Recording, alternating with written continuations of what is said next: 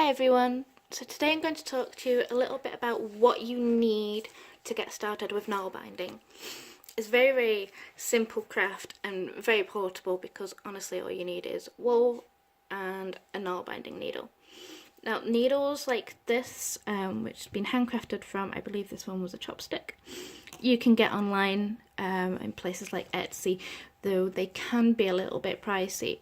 So if you can't track down a typical nail binding needle, you can use needles like this. So this is one of those cheap plastic ones that you tend to get with a lot of kids' needlework crafts. The thing you're looking for is something of a decent sized eye, because so you can use different thicknesses of thread, and something that's quite blunt. It doesn't matter what material it's made out of. As I say, these ones are wood. This one I believe is metal, and obviously this one is plastic.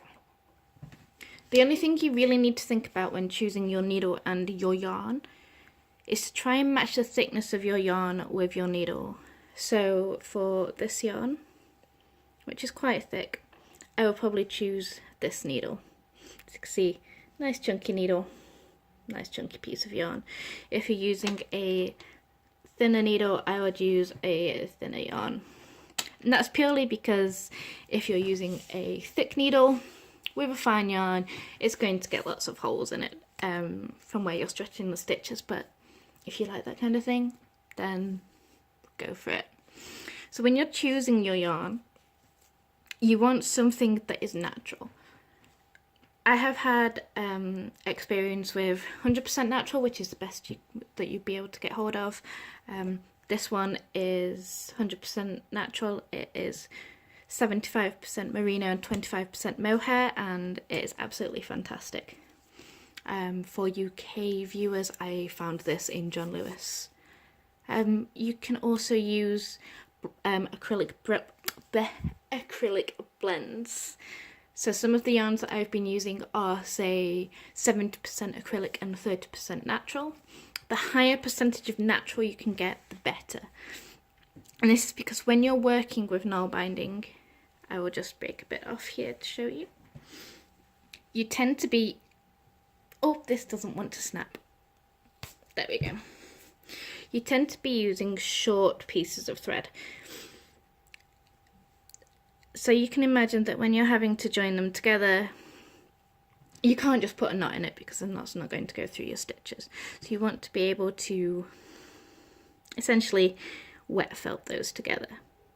You can't get a nice wispy end like this with acrylic wool. So that's why I think everybody who does nail binding prefers natural wool.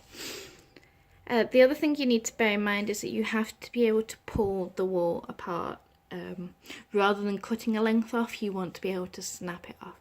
So if that's something that you have difficulty with, I'll be doing another video on joining your pieces of yarn together, and I will give you an example way of how to do that. I'm not the strongest person in the world, and I find breaking this quite difficult, so I've had to sort of come up with a knack for the way to do it.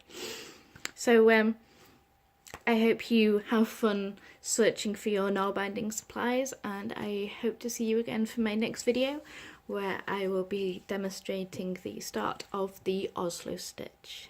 Bye!